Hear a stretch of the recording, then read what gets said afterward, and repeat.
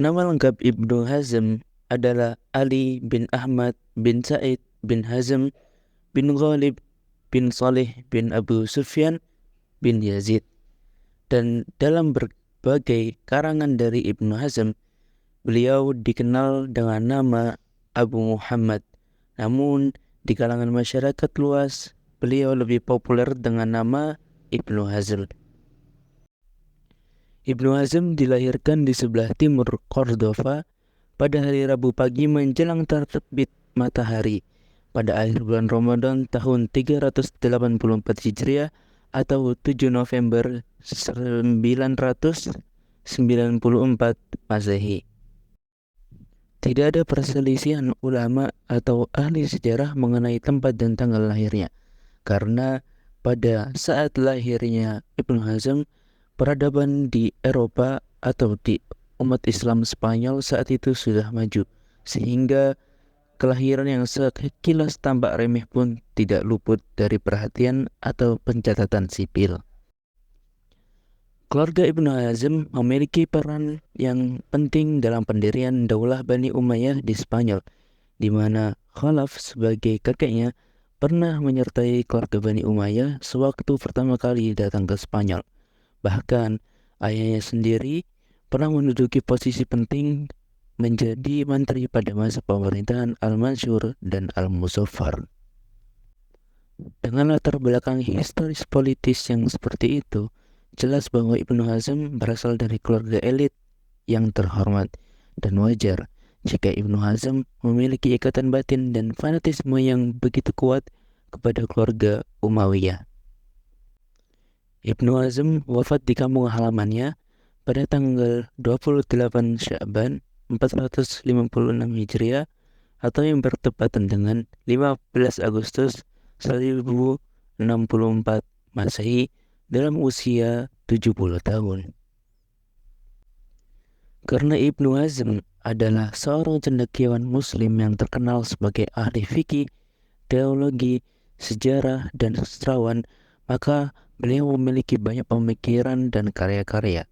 Di antara pemikirannya yang paling menonjol adalah dalam bidang fikih atau hukum Islam dan teologi, seperti fikih dan mazhab Zuhri, yang dimana Ibnu Hazm adalah salah satu tokoh utama dari mazhab Zuhri yang menekankan pentingnya teks Al-Quran dan hadis secara literal dan menolak penggunaan analogi atau kias serta pendapat pribadi atau ra'yu dalam menetapkan hukum.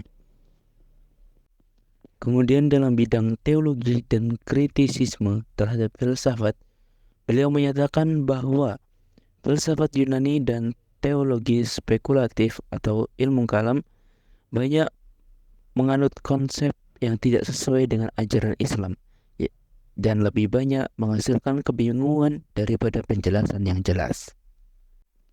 Kemudian pada ilmu hadis, Ibnu Hazm juga memberikan kontribusi atau peran yang signifikan khususnya dalam kritik terhadap metode transmisi dan verifikasi hadis, yang dimana beliau menekankan pentingnya sanad atau rantai perawi dan matan atau teks hadis yang sahih.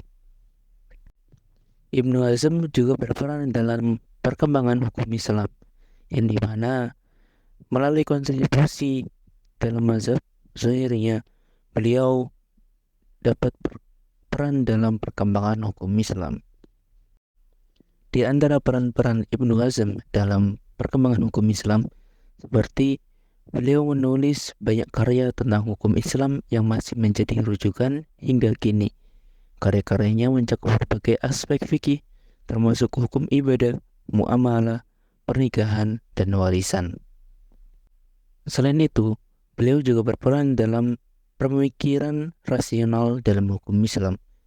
Walaupun beliau terkenal dengan pendekatan literalnya, Ibnu Hazm juga menunjukkan pemikiran rasional dalam berbagai aspeknya, seperti menggunakan argumen logis untuk mendukung pandangan dan mengkritik interpretasi yang dianggapnya tidak masuk akal.